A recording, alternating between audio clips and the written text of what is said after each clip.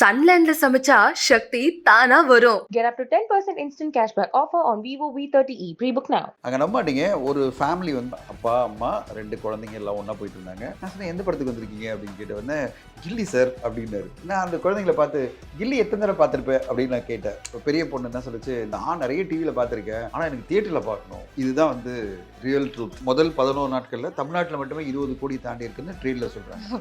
20 கோடின்றது மிகப்பெரிய வசூல் வர ரீ ரிலீஸ். இந்த சேம் டைம் நான் சொன்ன மாதிரி தான், இது ஒன் ஆஃப் தான். எல்லா படங்களுக்கும் இது நடந்துரும், இதுதான் தொடர்ந்து நடக்க போகுது அப்படின்னு நம்ம பயப்பட வேண்டாம். இந்த 4 மாதங்களில் பார்த்தீங்கன்னா தமிழ் சினிமாவில் எந்த படமே ஒரு பெரிய பாக்ஸ் ஆஃபீஸ் வசூலில் பண்ணல. இந்த நேரத்தில் பார்த்தீங்கன்னா மலையாளத்தில் வந்த படங்கள் வந்து கிட்டத்தட்ட ஆல் ஓவர் த வேர்ல்டு 700 கோடி கலெக்ட் பண்ணியிருக்குன்னா தமிழ்நாட்டில் மட்டுமே கிட்டத்தட்ட 100 கோடி கலெக்ட் பண்ணிருக்கு. ஆனால் தமிழ் சினிமாக்கள் பண்ணலன்றதான் வருத்தப்படக்கூடிய விஷயமா இருக்கு. தமிழ் சினிமாக்கள் எந்த படமும் அந்த அளவு கலெக்ஷன் வரலையே இது வரையும். லாஸ்ட் தமிழ் படம் எது ரொம்ப பயங்கரமா ஹிட் ஆச்சுன்னா யோசிக்க வேண்டியது லியோ பிறகு ஜெயிலர் லியோ பிறகு எந்த படமே வந்து 100 கோடி எல்லாம் பண்ணவே இல்லை. ரீ ரிலீஸ் ட்ரெண்ட் பயங்கரமா வந்து புரட்டி போட்டுட்டு இருக்கு அப்படின்னு சொல்லலாம். அதுல வந்து முக்கியமா கில்லி வந்து கண்டிப்பா ஒரு மேஜிக்காக தான் பார்க்குறேன். அதாவது இன்னைக்கு தமிழ் சினிமாவில் ஒரு கேப் இருக்கு. நிறைய படங்கள் வந்து பாக்ஸ் ஆஃபீஸில் பெரிய வசூலே பண்ணாமல் இருக்கும்போது ஒரு மார்க்கெட்டில் வந்து எல்லா ஆடியன்ஸும் வந்து படம் பார்க்கணும்னு ஆசைப்படுற ஒரு படமாக வந்து திடீர்னு கில்லி மாறிடுச்சு. அதுக்கு காரணம் வந்து நேற்று நான் வந்து சத்தியம் சினிமா போயிருந்தேன். குரங்குப்படல்னு ஒரு படத்தினுடைய ப்ரீமியர் கூப்பிட்டுருந்தாங்க.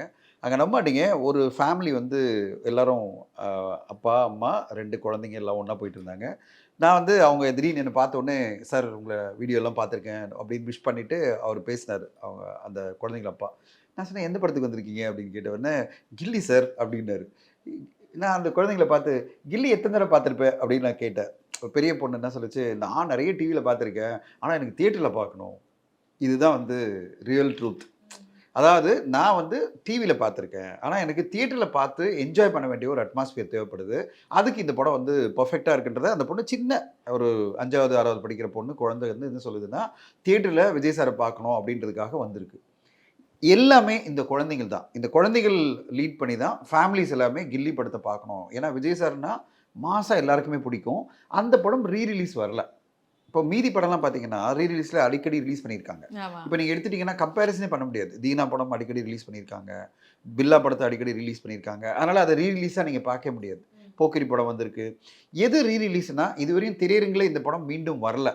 20 வருஷம் கழிச்சு திரையரங்கில் வருது அப்படின்றது ஒரு மேஜிக்காக மாறிடுச்சு. அதுவும் பர்டிகுலராக இந்த படம் ஒரு மேஜிக்கலான ஒரு ஆக்ஷன் கமர்ஷியலாக பெரிய வெற்றி அடைஞ்ச படம். அப்படிப்பட்ட படத்தை வந்து எல்லோருமே ஃபேமிலியாக பார்க்கணும்னு ஆசைப்பட்டது தான் இப்போ நம்ம பார்க்குற இந்த பாக்ஸ் ஆஃபீஸ் வசூல். எந்த அளவுனா முதல் 11 நாட்களில் தமிழ்நாட்டில் மட்டுமே 20 கோடி தாண்டி இருக்குன்னு ட்ரெயினில் சொல்கிறாங்க. 20 கோடின்றது மிகப்பெரிய வசூல் வர ரீ ரிலீஸ். என்னன்னா இதில் யாருக்குமே செலவு கிடையாது, கரெக்டுங்களா? ப்ரொடியூசருக்கும் செலவு கிடையாது, டிஸ்ட்ரிபியூட்டருக்கும் செலவு கிடையாது, புதுசாக ஒரு படம் பண்ணல.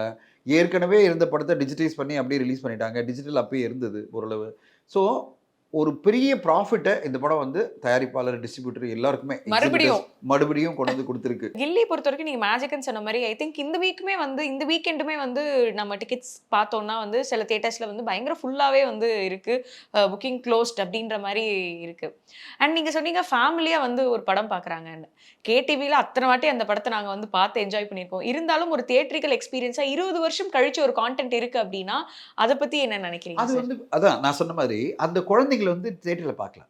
இப்போ இந்த குழந்தைங்களும் அந்த இளைஞர்களும் இப்போது 20 வருஷம் முன்னாடி வந்த படம்னு வச்சுங்களேன், அந்த நேரத்தில் வரும்போது 4-5 வயது கிட்ஸ் எல்லாம் இன்னைக்கு 24 வயசு 25 வயசு இருப்பாங்க.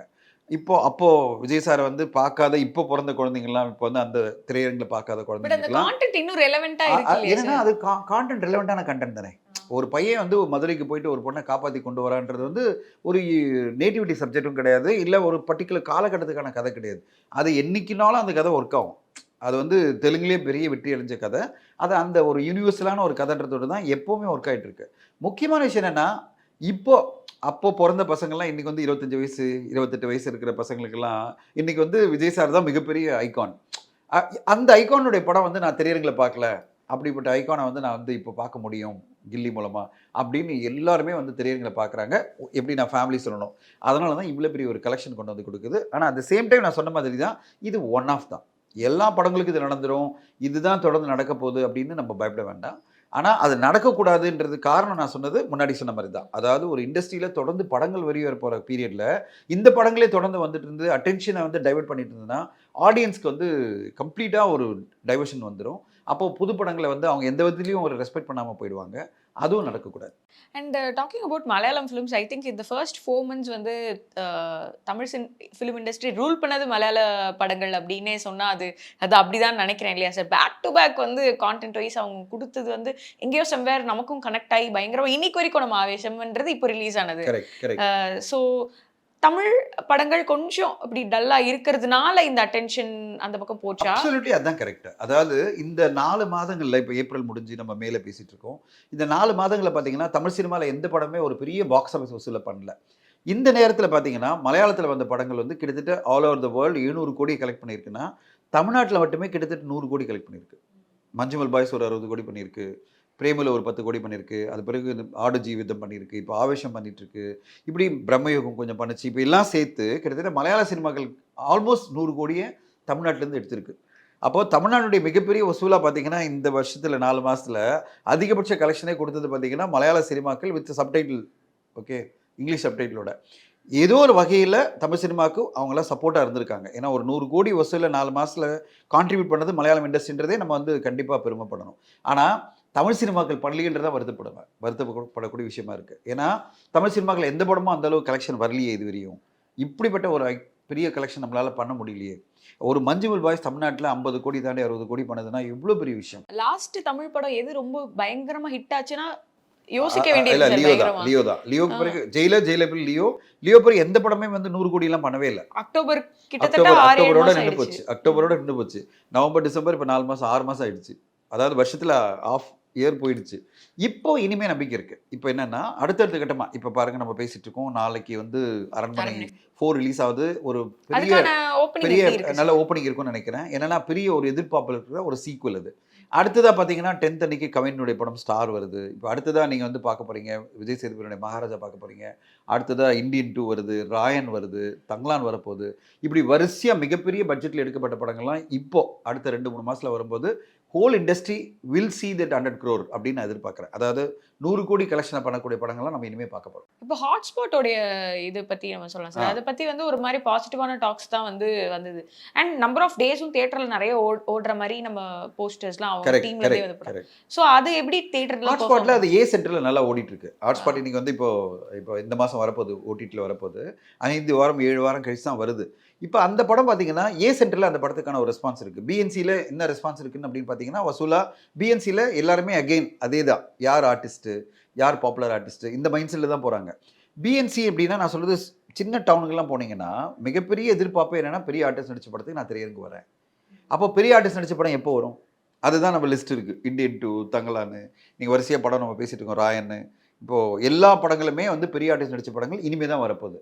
இப்போது நம்ம தமிழ் சினிமாவை மீண்டும் ஒரு என்ன சொல்கிறது, ஒரு ரிவைவலாக ஒரு பெரிய லெவலில் வசூல் சாதனையாக இனிமேல் நம்ம பார்க்க தான் போகிறோம். அண்ட் வசூல் சாதனையை தாண்டி ஒரு பக்கம் வந்து நம்ம ஒரு சாட்டிஸ்ஃபைங்கான படம் நம்ம தமிழில் வந்து ஓகே சூப்பராக இருக்குது, எல்லாருமே ஒரு ஜனரஞ்சகமாக வந்து ரசித்து செம்மையாக என்ஜாய் பண்ணோம் அப்படின்ற மாதிரியுமே வந்து கொஞ்சம் குறைவாயிடுச்சோன்ற ஒரு ஆடியன்ஸ் நீங்கள் அரண்மனை 4ல எனக்கு அந்த எதிர்பார்ப்பு. சுந்தர்சி சார் வந்து ஏதோ ஒன்று இதுக்கு முன்னாடி நான் சொல்கிறேன் இல்லை, இதுக்கு முன்னாடி அந்த அளவு எதிர்பார்த்த அளவு இல்லைன்றது தான். அதனால தான் இவ்வளோ வசூல் வரல.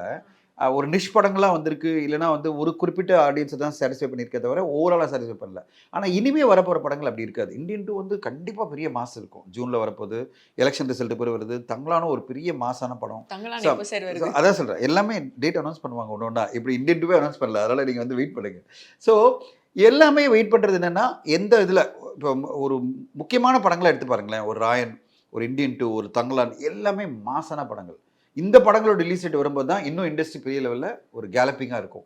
இப்போதைக்கு ரிவைவ் பண்ணுறதுக்கு இப்போ அரண்மனை 4, கவினுடைய படம், அடுத்ததாக வரப்போகிற மகாராஜா, இதெல்லாம் ஓரளவு கண்டிப்பாக இண்டஸ்ட்ரியை டேக் ஆஃப் பண்ணணும் நான் எதிர்பார்த்துட்டு. பர்டிகுலராக நம்ம வந்து கங்குவா தங்கலான் பற்றி பேசலாம். சரி, நான் அதை பற்றி நீங்கள் இன்னும் நிறைய பேசலாம்னு நினைக்கிறேன். எப்போ சார் அந்த டேட் ஏன் தள்ளி போகுது? இல்லை, அதான் நான் இப்போ இவ்வளோ எக்ஸ்பிளைன் பண்ண ஏன் தள்ளி போகுதெல்லாம் கிடையாது. படத்தினுடைய போஸ்ட் ப்ரொடக்ஷன் தங்கலான் முடிஞ்சிட்டு இருக்கு. ஆல்மோஸ்ட் முடிஞ்சு சென்சருக்கு போகுது. இப்போ நேற்று கூட என்கிட்ட வந்து ரஞ்சித் சார் சொன்னார், ஆல்மோஸ்ட் சென்சருக்கு நாங்கள் ரெடி ஆகிட்டு இருக்கோம் அப்படின்னு. ரிலீஸ் டேட்டை வந்து எல்லாரும் டிசைட் பண்ணி ஆகணும்ல, டிஸ்ட்ரிபியூட்டர்ஸ் எல்லாரும் சொல்லி ஆகணும், ஓவர்சீஸில் சொல்லி ஆகணும். ஞானவேல் சார் சொன்னார் எனி டைம் நம்ம வந்து ஃபைனலைஸ் பண்ணிட்டு அனௌன்ஸ் பண்ணலாம் சொல்லிட்டு இருக்காரு. நாங்கள் அதுக்காக தான் வெயிட் பண்ணிட்டு இருக்கோம். அவர் என்ன டேட் சொல்கிறாரோ அட்லீஸ்ட் வந்து நம்மளுக்கு ஒரு 40 days வேணும். நிறைய ப்ரொமோஷன் ஒர்க் இருக்குது. ஆல் ஓவர் த வேர்ல்டு படத்தை ப்ரொமோட் பண்ணணும். 40-45 days கேட்டிருக்கோம். 6 weeks ப்ரொமோஷன் பண்ணி ஆகணும். அப்போது எந்த டேட் சொன்னாலும் இன்றைக்கி சொன்னால் 6 weeks கழிச்சு தான் படம் வரும். ஸோ அதுக்கேற்ற மாதிரி அவர் பிளான் பண்ணி சொல்கிறேன்னு சொல்லிட்டு இருக்காரு. எல்லாருமே விக்ரம் சாரும் அதான் கேட்டார். ஏன்னா அவர் ஷூட்டில் இருக்கார். அவர் சொன்னார் முன்னாடியே சொல்லிடுங்க, நான் எல்லாத்தையும் பிளான் பண்ணி எல்லா ப்ரொமோஷனில் நான் பார்ட்டிசிபேட் பண்ணுறேன் அப்படின்னு சொல்லியிருக்காரு. எல்லா ஆர்டிஸ்ட் டெக்னீஷியனும் கேட்குறாங்க, you want to be part of the promotion அப்படின்னு சொல்லிட்டு. ஸோ அதனால் இந்த படத்தை பொறுத்தவரையும் அவ்வளோ பெரிய படத்தை வந்து ஜஸ்ட் லைக் தான் ரிலீஸ் பண்ண முடியாது. அந்த டேட்டு கிளாஷ் ஆகக்கூடாது. நிறைய படங்கள் இப்போ வந்து பேக்லாக் ஆகி வரப்போகுது. அது ஒரு கன்ஜெஷன் ஏற்படுத்தாதா சார் மறுபடியும்? கண்டிப்பாக. இப்போ என்னென்னா நம்ம அதுக்காக அவசர அவசரமாக ரிலீஸ் பண்ண முடியாதுல்ல. இப்போது எலெக்ஷன் போயிட்டுருக்கு, ஆல் ஓவர் இந்தியாவில் வந்து ஃபோக்கஸ்ஃபுல்லாக எலெக்ஷன் இருக்கும்போது நான் எப்படியாவது முன்னாடியே வந்துடணும் அப்படின்றதுக்காக ஒரு என்ன சொல்கிறது, ஒரு மார்க்கெட்டில் நம்மளுக்கு பொட்டென்ஷியல் இல்லாத ஒரு டேட்டில் கொண்டு வர முடியாது. மார்க்கெட்டில் ஓப்பன் ஆகி ஒரு கிளாரிட்டி இருக்கிற ஒரு டைமில் தான் நீங்கள் படத்தை கொண்டு வர முடியும். கிளாரிட்டினா அரசியல் கன்ஃபியூஷன் கிடையாது. இதான்ப்பா முடிஞ்சிச்சுப்பா, இவங்க தான் ஜெயிச்சிட்டாங்க, எல்லாம் முடிஞ்சிச்சு. எத்தனை நாள் நீங்கள் பேசுவீங்க? ஜெயிச்ச பிறகு ஒரு 3 நாள் பேசுவீங்க, 4வது நாள் எல்லாம் அடுத்து என்னப்பா சினிமா என்னப்பா அப்படி தான் போக ஆரம்பிப்போம். அந்த ஸ்டேஜில் தான் நீங்கள் படத்தை கொண்டு வர முடியும். அது எப்போ நம்மளால் சொல்ல முடியாதுல்ல. அதனால் ஞானவேல் சார் என்ன சொன்னார், கண்டிப்பாக நம்ம கொண்டு வந்துடலான்னாரு. அதனால் இப்போ மைண்ட் செட்டு இப்போ ஸ்டுடியோகின் பொறுத்தவரையும் ஒன்லி தங்கலான் மேலே தான் இருக்குது. தங்கலான் தான் நம்முடைய ஃபோக்கஸு. தங்கலான சீக்கிரமாக கொண்டு வரணும், அதுக்கான ஒர்க் பண்ணணும், அதுதான் எல்லாருமே இருக்கும். கங்குவா பொறுத்தவரையும் அதனுடைய எல்லாமே டப்பிங் போயிட்டுருக்கு. எல்லாமே நிறைய இன்டர்வியூ பார்த்துருப்பீங்க. மதன் கார்கிஸ் எல்லாம் சொல்லியிருந்தார் எப்படி அந்த படத்தினுடைய டப்பிங் எப்படி போயிட்டுருக்கு, விஎஃப்எக்ஸ் போயிட்டுருக்கு, 3D ஒர்க் போயிட்டுருக்கு. அதனுடைய அடுத்த கட்டம் தான் அது. இப்போதைக்கு நாங்கள் அதை வந்து ரொம்ப பெருசாக பேசிகிட்டு இருக்க வேணாம் இப்போதைக்கு. ஏன்னா நம்ம ஃபுல் ஃபோக்கஸ் தங்கலான வச்சுக்கலாம். இது முடிஞ்சவொன்னே தான் அடுத்ததாக அதை பற்றி பேசணும் அப்படின்றதா நம்முடைய இது. ஆனால் படம் பெரிய பட்ஜெட்டில் ரெடி ஆகிட்டுருக்கு. அது கிட்டத்தட்ட ஒரு 4-5 மாதங்கள் ப்ராசஸ் இருக்குது. அப்போ நம்ம அந்த ப்ரொமோஷன்லாம் நிறைய சொல்லுவோம். இந்த இயர் ரிலீஸ், இந்த இயர் கண்டிப்பாக ரிலீஸ், அதில் டவுட்டே கிடையாது. இன்னும் இருக்கு 8 மாதம் இருக்குல்ல. 4-5 மாதம் தானே ஒர்க்கு. நான் சொல்கிறேன் 4-5 மாதம் ஒர்க்குன்னா அதுக்குள்ளே எல்லாம் கண்டென்ட் ரெடி ஆகிடும். அப்போ தான் ரிலீஸ்க்கு இது பண்ணுவாங்க. ஆனால் ஞானவேல் சார் என்ன சொன்னார், இப்போ ஃபஸ்ட்டு தங்கலான் நம்ம ஃபோக்கஸ் பண்ணி ரிலீஸ் பண்ணும்போது நம்ம அடுத்த கட்டமாக அனௌன்ஸ் பண்ணலாம். ஏன்னா ஃபோக்கஸ் இருக்கணும், கம்ப்ளீட் ஃபோக்கஸ் ஒரு படத்துல இருந்து அதை பெரிய வெற்றியாக்கணும். அது பிறகு தான் அடுத்த படத்தை நம்ம பேச முடியும். சார் இப்போ சூர்யா சாரோட லைனப் சார் ரொம்ப இன்ட்ரெஸ்டிங்கான லைனப்ஸாக இருக்குது. பட் எது கங்குவாக்கு அப்புறம் வரப்போகுது, எது அந்த ஒரு ஒரு சின்ன கிளாரிட்டி வந்து ஃபேன்ஸ்க்கும் சொல்லிட்டாரு. கார்த்திக் சுப்ராஜ் படம் சொல்லியாச்சுல. அப்போ கார்த்திக் சுப்ராஜ் படம் தான் ஷூட்டிங் ஆரம்பிக்கிறாங்க. இப்போ மே இதுல இருந்து ஷூட்டிங் ஆரம்பிக்கிறாங்க. நான் ஸ்டாப்பா ஷூட்டிங் பண்ணி அந்த படம் வாடிவாசல் இல்ல வாடிவாசல் அடுத்துதான். ஏன்னா எப்போ அனௌன்ஸ் பண்ணிட்டாங்களோ இப்போ ஷூட்டிங் ஆரம்பிக்கிறேன்னு சொல்லிட்டு, அப்போ ஆப்வியஸ்லி அடுத்தது அது நெக்ஸ்ட் தானே. இப்போ வந்து இந்த படத்தை பிறகு கங்குவா பிறகு வரப்போற படம் கார்த்திக் சுப்ராஜ் படம் தான், அதுல டவுட்டே கிடையாது. வாடிவாசல் பொறுத்தவரையும் வெற்றிமாறன் சாரே இன்டர்வியூல சொல்லியிருக்காரு, எனக்கு வந்து விடுதலை 2 ரிலீஸ் ஆகணும். விடுதலை 2 ரிலீஸ் ஆகிறதுக்கு டைம் எடுக்கும். ஏன்னா அவருக்கு வந்து அநேகமாக ஆகஸ்ட் இல்லைன்னா ஜூலை ஆகஸ்ட் இருக்கலாம். அது பிறகு தான் வாடிவாசல் உட்கார போறாரு. அதுக்குள்ளே இந்த படத்தை அவர் ஷூட்டிங் ஆல்மோஸ்ட் முடிச்சிருப்பார்ல சூர்யா சார். இப்போ அவருடைய ஃபோக்கஸ் ஃபுல்லாக அதில் தானே இருக்கும். ஸோ சூர்யா சாரோட லைனை பொறுத்தவரையும் இந்த படம் ஆகஸ்ட் செப்டம்பரில் முடிஞ்சது வச்சுங்க, கண்டிப்பாக அந்த படமும் இந்த வருஷத்துலேயே வரதுக்கு வாய்ப்பு இருக்குது, கார்த்திக் சுப்ராஜ் படம். ஆனால் அது ஷூட்டிங் முடியும் போது தான் நம்ம சொல்ல முடியும். பட் இப்போதைக்கு அவங்க அந்த ரிலீஸ் டேட் சொல்லலை. பட் அவங்க ஃபோக்கஸ் ஃபுல்லாகவே என்ன இருக்குன்னா, இப்போ கங்குவா முடிஞ்சிருச்சு, ஆல்மோஸ்ட் எல்லாமே டப்பிங் பண்ணால் அவர் முடிஞ்சிருச்சு. அடுத்த கட்டம் வந்து ஒன்லி கார்த்திக் சுப்ராஜ் படம் தான், அதுதான் அவருடைய ஃபோக்கஸ். இது ஒரு டிஃப்ரெண்டான காம்போவாகவும் இருக்குது. நம்ம எதிர்பார்க்காத ஒரு காம்போ, ஒரு மிகப்பெரிய ஒரு சர்ப்ரைஸ்ன்னு தான் நினைக்கிறேன் இந்த காம்போவே. அதாவது ஒரு படத்துக்கு வந்து ஒரு போஸ்டர் எதிர்பார்ப்பை கிரியேட் பண்ணலாம், பட் ஒரு காம்போவே வந்து எதிர்பார்ப்பை வந்து இந்த காம்போ கிரியேட் பண்ணியிருக்கு அப்படின்னே சொல்லலாம். கண்டிப்பாக. ஏதாவது கேள்விப்பட்டீங்களா சார்? முன்னாடி யாருமே கேள்விப்படல. இன்ஃபேக்ட் நானே வந்து ஒரு இதில் ஸ்டேட்மெண்ட் சொல்லி தான் எனக்கே சர்ப்ரைஸ். என்னன்னா எல்லாருமே எதிர்பார்த்தது வந்து கார்த்திக் சுப்ராஜ் சார் வந்து விஜய் சாருடைய 69 பண்ண போறாரு அப்படின்ற மாதிரி தான் ஜென்ரலாக பரவலாக பேசப்பட்டிருக்கும் போது திடீர்னு ஒரு காம்பினேஷன் எப்பரா இது வந்தது அப்படின்னா, அப்போதான் வந்து கார்த்திகேயன் சொல்லிட்டு இருந்தார். இது கிட்டத்தட்ட ஒரு 6 மாசமா அவங்க பேசிட்டு இருந்தாங்க. அவங்க சர்ப்ரைஸாக வச்சுருந்தாங்களாம். அவளை வந்து சொல்ல வேணாம் பேசிகிட்டே இருந்திருக்காங்க. அந்த கதையை வந்து கார்த்திக் சுப்ராஜ் வந்து ரெடியான உடனே சூர்யா சாருக்கு சொல்லியிருக்காரு. சூர்யா சாரும் எவாலுவேட் பண்ணிட்டு இருந்திருக்காரு. ஏன்னா அவருடைய மைண்ட் செட் என்னதுன்னா, சுதா கொங்கரா படம் தானே ஷூட்டிங் போகிறோம், அதனால் இது அப்புறமா பண்ணுவோம் கார்த்திக் ஃப்ரீயாகும் போது அப்படின்னு நினச்சிருக்கலாம். ஆனால் எப்போ சுதா கொங்கரா படம் வந்து போஸ்ட்போன் ஆச்சோ உடனே வந்து அந்த கேப்பை மிஸ் பண்ண வேணாம் தான் இந்த படத்தை உடனே அவர் எஸ் சொல்லிட்டு ஷூட்டிங் போயிட்டாங்க. இப்போ ஷூட்டிங் போகிறாங்க. So the whole point is like it's all about கரெக்டான ஒரு டைமிங், ஒரு ஆப்பர்ச்சுனிட்டி வந்துச்சு, எல்லாம் டேக் ஆஃப் ஆயிடுச்சு. ஒரு மிகப்பெரிய எதிர்பார்ப்பு அடுத்த செகண்ட் இனிமே வந்து தமிழ் சினிமா மேல வந்து இருக்கு அப்படின்ற ஒரு கண்டிப்பா எனக்கு அது வேணும்னு எதிர்பார்க்குறேன். என்னன்னா இன்னைக்கு கிட்டத்தட்ட ஒரு 250-300 படங்கள் ஃப்ளோரில் இருக்கு. ஓகே, அந்த படங்கள்லாம் ரிலீஸ் ஆகணும்னா அந்த படங்கள் வெற்றி அடைஞ்சாதான் அதாவது இப்போ அடுத்ததாக வரப்போகிற படங்கள் வெற்றி அடைஞ்சாதான் எடுத்துட்டு இருக்கிற ப்ரொடியூசர்ஸ்க்கெல்லாம் நம்பிக்கை வரும். அடுத்ததாக படம் எடுக்குன்னு நினைக்கிற தயாரிப்பாளர்கள் எது நம்பிக்கை வரும்னா, இப்போ கரண்ட்ல எடுத்துட்டு இருக்கிற படங்கள் வெற்றி அடைஞ்சாதான். நீங்க என்ன கேள்விப்பட்டீங்க சார்? அடுத்து இது ரிலீஸ் ஆக போகுதுன்ற மாதிரி நிறைய அவங்கவுங்க வச்சிருக்க ரைட்ஸ் வச்சிருக்கவங்களாம் அவங்கவுங்க பிளான் பண்ணுவாங்கல்ல. ஏன்னா அவங்கவுங்களுக்கு ஒரு பிளான் இருக்கும். ஏன்னா அவங்களுக்கு இது வந்து ஒரு இன்வெஸ்ட்மெண்ட். இது ஃப்ரீயாக ஒரு ரெவன்யூ கிடைக்கும் போது ஏன் மிஸ் பண்ண போகிறாங்க? அதை வந்து கேபிட்டலைஸ் பண்ண தான் நினைப்பாங்க. இதை எப்படின்னா ஒரு ட்ரெண்ட் எப்பவுமே ஒருத்தர் வந்து கேப்சர் பண்ண நினைப்பாங்க. ஒரு ட்ரெண்ட் இப்போ ரிலீஸில் மக்கள்லாம் ரொம்ப ரசிக்கிறாங்கன்னா நம்ம தொடர்ந்து படங்கள் ரிலீஸ் பண்ணிகிட்டே இருப்போம்னு நினைப்பாங்க. That's not good for the industry. ஃபில்லராக வர்றவையும் நான் சொன்ன மாதிரி தான். ஒரு கேப் இருக்குது. இப்போ ஜூலையில் படங்கள் இல்லை, ஜூனில் தான் வந்து பெரிய பெரிய படங்கள் வருது. ஜூலை 2 வாரம் படம் இல்லைன்னா அந்த டைமில் நம்ம கொண்டு வரலாம். அப்போ மார்க்கெட்டில் ஒரு எனர்ஜி இருந்துகிட்டே இருக்கும். ஏன்னா ஒரு ஐகானிக்கான ஒரு படம் வந்து அந்த டைமில் வருதுன்னா ஒரு நல்ல ஒரு பெனிஃபிட்டாக இருக்கும், இண்டஸ்ட்ரிக்கே பெனிஃபிட்டாக இருக்கும். இப்போ தக்ஸும் இந்த வருஷமே எதிர்பார்க்கலாம் இல்லையா sir? எனக்கு டவுட் தான். வேட்டையன் தக்ஸ் லைஃப் வேட்டையன் கண்டிப்பாக வருது. அது போட்டாங்களே பாருங்க, அந்த கவர்லேயே பாருங்க, அக்டோபர் 2024 அக்டோபர் அவங்க கிளியராக போட்டாச்சு. அக்டோபர் 2024 படம் வருதுன்னு சொல்லிட்டு இப்போ ஆல்மோஸ்ட் படம் முடியுது அடுத்த 10 டேஸில். வேட்டையன் கண்டிப்பாக வரும். தக்ஸ் லைஃப் எனக்கு டவுட்டு. எனக்கு தெரிஞ்ச வரையும் இந்தியன் 2 இந்தியன் 3 வரதுக்கு வாய்ப்பு இருக்குது. இந்தியன் 2 இப்போ வந்து ஜூனில் வருதுன்னு சொல்லிட்டு இருக்காங்க. இந்தியன் 3 வந்து ஆல்மோஸ்ட் கம்ப்ளீட்டிங் ஸ்டேஜில் இருக்குன்னு சொல்கிறாங்க. ஸோ சங்கர் சாருடைய பிளானே எப்படி இருக்குன்னா, இந்தியன் 2 ரிலீஸ் ஆன ஒரு 6 மாதத்துக்குள்ளே இந்தியன் 3 கொண்டு வரணும் அப்படின்ற ஒரு கண்டினியூவேஷன் அந்த மாதிரி. ஆமாம்மா, இந்தியன் 3 ஆல்மோஸ்ட் ஷூட்டிங் முடிச்சிட்டாங்க. ஸோ அதனால் அவங்களுடைய பிளான் ஃபுல்லாகவே என்ன இருக்குன்னா, இந்தியன் 2 ரிலீஸ் ஆன குவிக்கஸ்ட் பீரியடில் நம்ம இந்தியன் 3 கொண்டு வரலான்னு இருக்குல்ல. ஸோ அந்த ப்ராசஸில் இருப்பாங்க. தக்ஸ் லைஃப் அப்புறம் தான் வரும். ஏன்னா தக்ஸ் லைஃப் இன்னும் நிறைய ஒர்க் இருக்குது. இப்போ தான் ஷூட்டிங் ஆரம்பிச்சிருக்காங்க, நிறைய இடங்களில் ஷூட் பண்ணணும், போஸ்ட் ப்ரொடக்ஷன் நிறைய ஒர்க் இருக்கும். அவ்வளோ ஃபாஸ்ட்டாக வந்து வருவாங்கன்னு தெரியல எனக்கு. டெஃபினட்டாக பொங்கலுக்கு வரது வாய்ப்பு இருக்குது. பொங்கல் 2025 வரலாம். ஏன்னா அவ்வளோ பெரிய படத்தை வந்து நீங்கள் வந்து ஒரு பெரிய டேட்டில் தான் வரணும், ஒரு பெரிய ஃபெஸ்டிவல் ஹாலிடேயில் வரணும். தக்ஸ் லைஃப் அந்த மாதிரி ஒரு டேட்டில் வரும் தான் நான் எதிர்பார்க்குறேன். நெல்சன் சார் வந்து அடுத்தது ஜெயிலர் 2 பண்ண போறாரு அப்படின்ற மாதிரி ஒரு பரவலான செய்தி இருக்கு. நீங்க என்ன கேள்விப்பட்டீங்க? நானும் கேள்விப்பட்டேன். சன் பிக்சர்ஸும் அதை கேட்டிருக்காங்கன்னு கேள்விப்பட்டேன். ஆனால் ரஜினி சாரோடைய மைண்ட் செட் ஃபுல்லாக இப்போ எப்படி இருக்குன்னா, வேட்டையன் படம் வந்து பெரிய வெற்றி அடையணும். அடுத்ததாக கூலி படத்துக்கு தான் அவருடைய எதிர்பார்ப்பு இருக்குது. கூலி வந்து ஏப்ரல் வரையும் போகும். ஏன்னா இப்போ ஆரம்பித்து கிட்டத்தட்ட வந்து இந்த ஜூனில் ஆரம்பிக்கிறா வச்சிங்களேன். ஜூனில் ஆரம்பித்தாங்கன்னா கிட்டத்தட்ட அவங்க வந்து நெக்ஸ்ட்டு டிசம்பர் ஜனவரி வரையும் போவாங்க. அப்போ ஏப்ரல் மாதம் அந்த படம் வருது வச்சுங்க. அப்போ அவர் மைண்ட் ஃபுல்லாக அதில் தான் ஃபோக்கஸாக இருக்கும். அப்போ உடனே ஆரம்பிக்க முடியாதுல்ல. அப்போ ஜெயிலர் 2 என்னை பொறுத்தவரையும் வந்து நெக்ஸ்ட் இயர் ஷூட்டிங் ஆரம்பிக்கிறதுக்கான வாய்ப்பு இருக்குது. அப்போ அது வரையும் நெல்சன் சார் வந்து அந்த அவர் வந்து ஒரு ப்ரொடக்ஷன் பண்ணியிருக்காரு. ஆரம்பிச்சிருக்காரு. அந்த படத்தினுடைய ரிலீஸ் இருப்பார், கதை எழுதிட்டு இருப்பாரு. எனக்கு தெரிஞ்ச வரையும் அந்த கதை வந்து அவர் ஃபோக்கஸ் பண்ணிட்டு இருக்காருல்ல. ஜெயிலர் 2 வந்து அது 600 கோடி கலெக்ட் பண்ணுச்சுன்னா இது 1000 கோடி கலெக்ட் பண்ணணும் அந்த பிளானில் இருப்பார். ஸோ நிறைய பெரிய பிளான்லாம் போயிட்டு இருக்கோம்ல. ஏன்னா அவருக்கு வந்து இந்த அவசர அவசரமாக ஒரு படம் பண்ணணும் அவசியம் இல்லை. ஏன்னா இவ்வளோ பெரிய வெற்றி கொடுத்த பிறகு அந்த வெற்றியை தக்க வைக்கிறது தான் அவர் போராடணும். இப்போ போராட்டம்ன்றது என்ன அர்த்தம்னா, இந்த படத்தோட நான் எவ்வளோ பெரிய படம் கொடுக்க போகிறேன், அதுதான் அவருடைய மைண்ட் செட் இருக்குமே தவிர அவசர அவசரமாக இன்னொரு படம் எடுக்கணும்னு நினைக்க மாட்டார். அதனால் கண்டிப்பாக நம்ம வந்து ஒரு பெரிய படத்தை தான் எதிர்பார்க்கலாம் அவருடைய அடுத்த படமாக. சன்லேண்ட்ல சமைச்சா சக்தி தானா வரும். Get up to 10% instant cashback offer on Vivo V30e. Pre-book now.